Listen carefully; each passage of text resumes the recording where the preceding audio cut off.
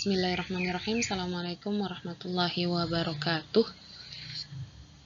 Hari ini kita akan membahas mengenai materi trigonometri.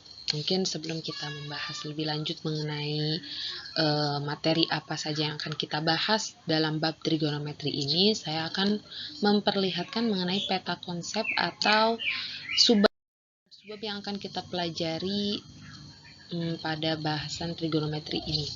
Bisa dilihat dalam peta konsep ini, ya. Kita akan nanti membahas mengenai ada perbandingan trigonometri, kemudian ada juga nilai sinus, kosinus, dan tangen, di mana sinus, kosinus, dan tangen ini merupakan fungsi dari trigonometri ini.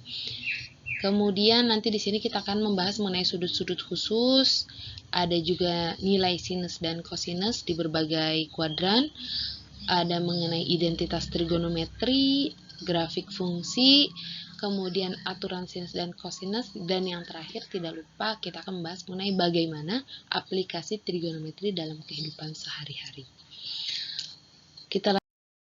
Kita bahas dulu mengenai asal mula dari bahasa trigonometri atau dari kata trigonometri. Trigonometri ini berasal dari bahasa Yunani, yakni trigonon dan juga metron. Trigonon ini merupakan segitiga, sedangkan metron itu pengukuran. Nah, dengan demikian trigonometri ini awalnya itu berhubungan dengan ukuran sudut segitiga. Dulu trigonometri ini digunakan hanya dalam bidang astronomi, tapi sekarang sudah memiliki perkembangan. Tidak hanya digunakan dalam bidang astronomi, tapi juga digunakan secara luas pada cabang-cabang ilmu fisika yang berbeda. Misalkan dalam cuaca, kemudian bidang cahaya, listrik, dan lainnya. Karena dia berbicara mengenai pengukuran sudut segitiga, nanti erat kaitannya kita akan membahas mengenai sudut. Kalau sudut nanti berarti kita berbicara mengenai pengukurannya searah dan berlawanan dengan jarum jam. Kemudian juga nanti kita berbicara mengenai macam-macam sudut. Ada sudut tumpul, sudut lancip, kemudian bisa ada sudut siku-siku. Kemudian nanti kita juga membahas mengenai sistem pengukuran sudut. Nah, di bab selanjutnya kita akan membahas mengenai sistem pengukuran sudut.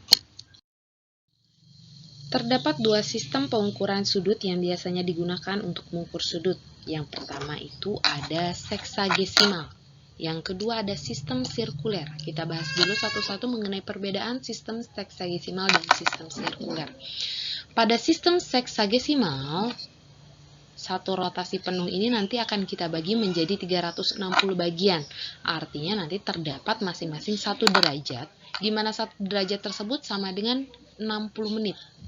Kita sudah mengetahui sebelumnya bahwa 1 menit itu sama dengan 60 detik. Maka dalam sistem seksagesimal nanti sudut ini kita akan rubah satuannya menjadi derajat, kemudian menit, dan juga detik. Kurang lebih seperti itu. Sedangkan pada sistem sirkuler, satuannya itu dia kita sebut dengan rad. Ini kependekan dari radian.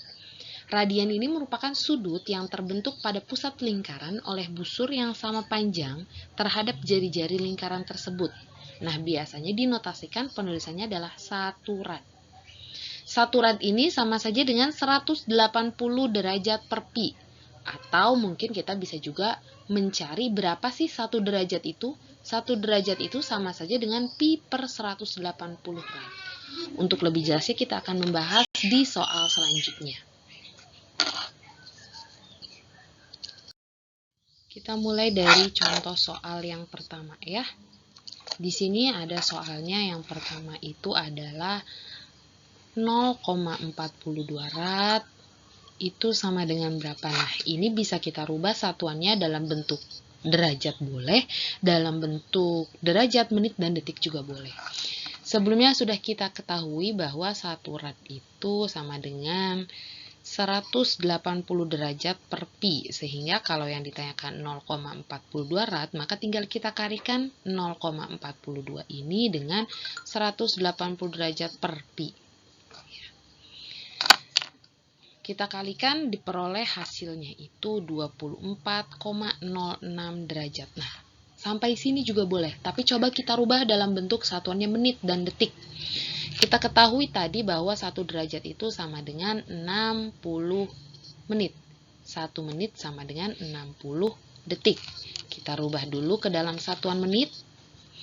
24-nya derajat ditambah 0,06-nya ini, sisanya itu kita kalikan dengan 60 karena 1 derajat itu sama dengan 60 menit. Hasilnya itu diperoleh 24 derajat ditambah 3,6 menit.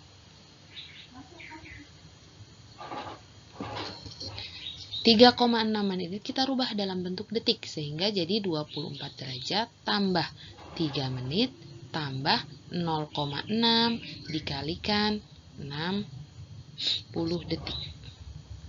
Sehingga diperoleh hasil akhir 24 derajat 3 menit. Ini hasil perkaliannya adalah 36 detik. Ini untuk soal yang pertama. Jadi jika kalian memiliki penyelesaian sampai bentuk derajat ini juga betul, atau mau kalian selesaikan sampai bentuknya itu menit dan detik seperti ini juga sama-sama betul.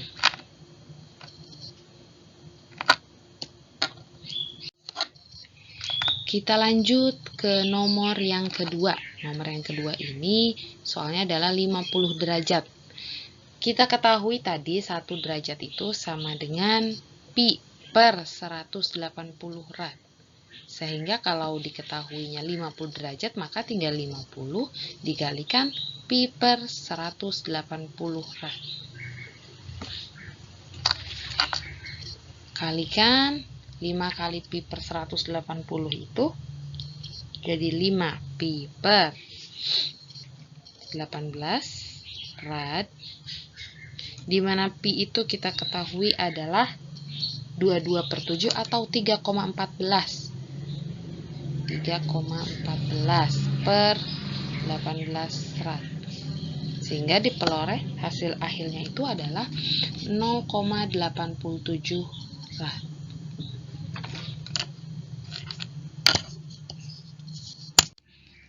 Selanjutnya kita bahas untuk nomor 3. Nah, ini sama soalnya 135 derajat kita rubah juga. Kalau yang tadi kita rubahnya itu dalam bentuk bilangan desimal. Kalau yang ini kita rubah dalam bentuk yaitu tidak desimal, tapi bentuknya pecahan. 135 derajat itu tadi kita sudah ketahui sama dengan 1 derajat itu sama dengan pi per 180 rad. Nah, kalau yang ini kita rubahnya dalam bentuk pecahan, sehingga 135 dikalikan pi per 180 rad. Ini nanti kita sederhanakan penulisannya jadi 135 pi per 180. 135 sama 180 sama-sama kita sederhanakan. Ya, berarti kira-kira yang atas dibagi berapa? Yang ini nanti jadi 3, yang ini jadi 4. Nah, 135 derajat ini juga bisa kita nyatakan dalam 3 per 4 pi, dalam bentuk pi. Atau bisa dalam bentuk desimal seperti nomor 2 sebelumnya. Tadi di awal kita sudah membahas mengenai asal kata dari trigonon, ya, trigonometri, yaitu trigonon dan metron. Nah, itu yang memiliki arti pengukuran sudut segitiga. Karena dia berbicara mengenai segitiga, maka artinya trigonometri ini bisa kita ilustrasikan atau kita gambarkan dalam bentuk segitiga. Segitiganya apa? Segitiganya itu segitiga siku-siku. Nah, coba kita gambarkan dulu ya. Kita ilustrasikan. Misalkan saya memiliki itu suatu bidang kartesius. Bidang kartesius ini titik pusatnya itu adalah di sini, yaitu titik O, titik 0,0. Ini adalah sumbu X, yang ini adalah sumbu Y. Kemudian saya memiliki suatu vektor, vektornya itu berimpit dengan si sumbu X ini. Panjang vektor tersebut adalah R. Nah, si vektor ini nanti itu akan saya putar, tapi putarnya itu berlawanan dengan jarum jam. Kalau searah jarum jam ke sini, kalau berlawanan ke sana, maka nanti vektornya itu ke sana. Sehingga vektornya itu nanti memiliki posisinya itu saya sebut O, P. Posisinya menjadi OP setelah diputar berlawanan dengan jarum jam. Panjang dari vektor tersebut tadi sudah kita sebutkan adalah R. Nah, sehingga OP dan OX ini nanti membentuk suatu sudut, kita sebut sudutnya itu adalah theta. Ya. Dan P ini, si titik P ini, dia nanti memiliki koordinat kartesiusnya misalkan X, Y. Kemudian saya akan menarik suatu garis dari titik P ini ke sumbu X, sehingga garis tersebut nanti akan tegak lurus dengan sumbu X. Saya tarik gini ya. Nah, garis ini kita sebut dengan garis PM. Di sini adalah titik M. Sehingga bisa kita peroleh dari sini itu suatu segitiga siku-siku. Siku-sikunya itu di M. Segitiganya kita namakan segitiga OMP. Segitiga OMP ini memiliki besar masing-masing sisinya. Untuk sisi OP adalah R. Untuk sisi PM, kita lihat sisi PM ini sejajar dengan sumbu Y. Maka besarnya adalah sebesar Y. Dan sisi OM, karena dia sejajar dengan sumbu X, maka besarnya adalah X. Nah, titik P ini, ya, X, Y ini nanti akan berubah-ubah tergantung di mana posisi dari si sudutnya. Kalau si sudut ini nanti berada di kuadran di sebelahnya, yaitu kita sebut dia misalkan, kita sebut ini adalah kuadran 2. Jadi sebelumnya si koordinat ini, bidang kartesius ini bisa kita rubah dalam bentuk namanya itu, bidang kartesius ini nanti bisa kita rubah dalam kuadran. Kalau yang di sini namanya kuadran 1, ini kuadran 2, ini kuadran 3, yang ini kuadran 4 namanya. Nah, untuk yang sekarang kita bahas ini masih berada di kuadran 1. Nantinya jika titik P ini berada di kuadran 2, maka nanti titik P ini nilainya bukan X, Y. Tapi sumbu X di sini kan adalah negatif, yang ini positif. Positif. Maka nanti nilainya itu koordinatnya adalah min X, Y. Nah, untuk yang di kuadran 3, perhatikan sumbu X-nya itu negatif, sumbu Y-nya juga negatif, maka nanti nilai koordinatnya adalah min X, min Y. Sedangkan untuk di kuadran 4, di sini perhatikan X-nya itu sumbunya positif, Y-nya itu negatif. Maka P-nya itu nanti jadi X, min Y. Sedangkan untuk R-nya ini nanti dia nilainya akan selalu positif. Gitu ya, tidak pernah negatif. Oke, tadi sebelumnya kita sudah memiliki suatu segitiga siku-siku OMP, memiliki sudut theta di sini, besarnya ini O, ini M, siku-sikunya di M ya. OP besarnya R, PM besarnya Y, OM besarnya X. Nah, untuk perbandingan sinus, dia itu memiliki rumus, yaitu sin demi depan per miring. Nah, apa sih depan, apa sih miring? Oke. Karena kita fokus pada sudut theta ini, ya, Y ini kita katakan sisi depan. Sedangkan X itu kita katakan sisi samping dari si sudut theta ini. Sedangkan R merupakan sisi miring, karena dia posisinya miring. Sehingga sin merupakan sisi depan per sisi miring, yaitu Y per X. Bisa kita nyatakan dengan Y per X. Untuk cos, rumusnya adalah samping per miring. Yaitu, aku ini bukan Y per X, tapi Y per R. X per R. Sedangkan tan memiliki rumus perbandingan adalah depan per samping. Yaitu Y per X. Nah, tan ini juga bisa kita kaitkan dengan perbandingan sinus dan kosinus. Jadi, tan ini sama saja dengan sin per cos. Sin itu adalah depan per miring, ya, dibagi samping per miring. Kita tahu jika menyelesaikan pembagian seperti ini nanti bisa kita rubah dalam bentuk perkalian tapi dibalik ya posisinya. Jadi depan per miring dikalikan miring per samping. Nah, yang miring ini bisa kita coret sehingga sisa depan per samping. Itulah kaitan antara sin dan juga kosinus pada perbandingan tan. Untuk lebih memahami, kita ke contoh soal. Di sini ada soal jika sin theta sama dengan 8/17, ya. Sin theta sama dengan 8/17, theta adalah sudut lancip. Tentukan nilai dari perbandingan trigonometri lainnya. Perbandingan trigonometri lainnya itu ada sinus, kosinus, tan, kotangen, kosekan, sekan, dan juga tangen. Nah, sekarang tinggal kita rubah dulu jika ada soal seperti ini. Ingat sekali lagi, rubah ke dalam segitiga siku-siku, ya. Jadi misalkan saya memiliki segitiga siku-sikunya itu, oke. Ini segitiga siku-sikunya. Kemudian di sini adalah tetanya, sudutnya. Dia memiliki sin. Theta itu sama dengan 8/17. Sin itu tadi memiliki rumus, sin itu adalah depan per miring. Maka bisa saya simpulkan, depannya itu 8, miringnya itu 17. Tinggal saya ilustrasikan ke dalam gambar segitiga siku-siku tersebut. Kalau ini theta, maka ini depannya, dan ini adalah sisi miringnya. Kalau saya punya segitiga siku-siku, depannya 8, miringnya 17, maka bisa saya cari nih besar sisi lainnya. Rumusnya gimana? Dengan menggunakan Pitagoras. Misalkan ini segitiganya adalah ABC.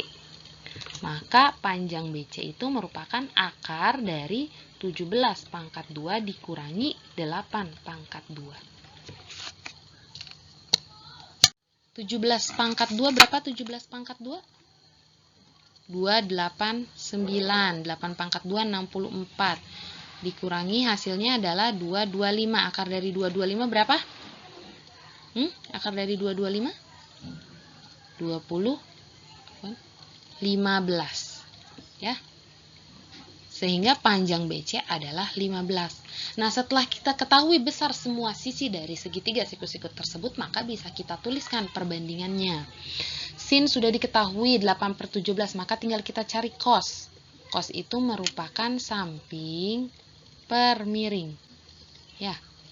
Sampingnya yang mana? Tinggal lihat patokannya sudut ini, theta ini. Sampingnya 15, miringnya 17. Maka bisa kita tulis cos itu merupakan 15/17.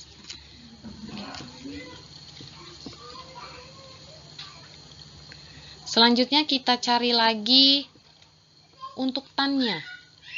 Tan theta itu sama dengan apa? Tan depan per samping. Depannya adalah 8, sampingnya adalah 15, berarti 8/15. Kemudian perbandingan lainnya ada kotangen. Kotangen itu 1 per tan. Maka tadinya 8/15, maka kotangen jadi 15/8. Kebalikannya. Kemudian ada sekan theta. Itu kebalikan dari cos. 1 per cos theta. Kalau cos tetanya 15/17, maka sekan theta adalah 17/15. Yang terakhir ada kosekan theta, kebalikan dari 1 per sin theta. Kalau sin tetanya 8/17, maka kebalikannya adalah 17/8. Nah, inilah keenam dari perbandingan trigonometri yang lainnya. Jangan lupa tuliskan sudutnya, yaitu theta, ya. Yang terakhir, ini mengenai nilai perbandingan trigonometri pada 4 kuadran. Tadi sudah saya sebutkan, ya.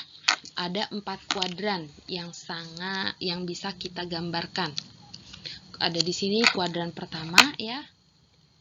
ini kuadran kedua, yang ini 3, dan yang ini 4. Kuadran 1 tadi sudah dijelaskan, kuadran 1 itu dari 0 sampai 90. 90, ini 180, yang ini 270. Sampai sini 360. Nah, pada kuadran pertama, untuk semua perbandingan, yaitu perbandingan itu tadi ada sin, cos, tan, kotangen, terus ada kosekan, ada sekan. Nah, untuk keenam perbandingan ini pada kuadran pertama itu nilainya akan semuanya positif, tidak terkecuali. Tapi pada kuadran kedua itu yang bernilai positif hanya sin dan cos. Maksudnya bagaimana? Jika kalian memiliki suatu perbandingan trigonometri, saya sebut misalkan sinnya itu sin 30. 30 ini berada di kuadran mana kira-kira? Dia berada di kuadran 1. Maka nilainya itu pasti positif. Jika kalian mendapat hasil perhitungan nilainya negatif, maka itu ada yang salah. Kemudian misalkan yang di kuadran 2, itu misalkan saya memiliki sin 160 dan cos 160. Ya. Untuk nilai sin pada kuadran 2, lihat 160 ini berada di kuadran 2, maka nilainya pasti positif. Tapi untuk cos, karena dia berada di kuadran 2, antara 90 sampai 180, maka nilainya pasti negatif. Jika kalian memiliki nanti nilainya itu positif, maka pasti perhitungan kalian ada yang salah. Itu maksudnya. Kemudian untuk yang cos, untuk di kuadran 4, yang positif itu hanya cos dan sekan. Jadi misalkan saya mencari nilai sin dari 275, lihat 275 itu berada di kuadran 4, itu nilainya harus negatif. Tapi kalau saya mencari nilai cos pada kuadran 4, itu nilainya pasti nanti akan positif. Begitu. Ya. Oke, mungkin cukup sekian untuk pertemuan yang pertama ini. Kita lanjut di materi berikutnya mengenai identitas trigonometri. Terima kasih. Assalamualaikum warahmatullahi wabarakatuh.